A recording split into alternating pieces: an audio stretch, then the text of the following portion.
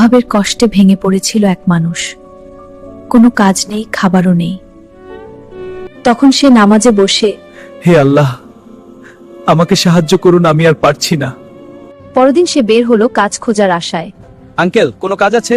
না, এখন না। কিন্তু কোথাও কাজ পেল না। তখন সে ক্লান্ত হয়ে বসে আছে। তারপর এক বৃদ্ধ বললেন, দোয়া করেছো, কিন্তু তোমার চেষ্টা কোথায়?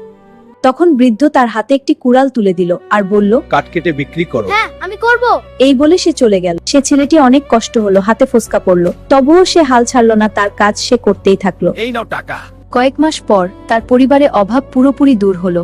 অভাবের ঘর ভরে গেল সুখের আলোতে। তখন সে সিজদায় আল্লাহর কাছে শুকরিয়া আদায় করলো। হে আল্লাহ, তুমি আমার দোয়া কবুল করেছো। সেই ছেলেটির দোয়া প্রথম দিনই কবুল হয়েছিল। মহান আল্লাহ তাই তো তার কাছে সাহায্যের জন্য বৃদ্ধ লোকটিকে পাঠিয়েছিল। দোয়া করো, চেষ্টা করো, আল্লাহর উপর ভরসা রাখো, তাহলে তোমার ইচ্ছে পূরণ হবে ইনশাআল্লাহ।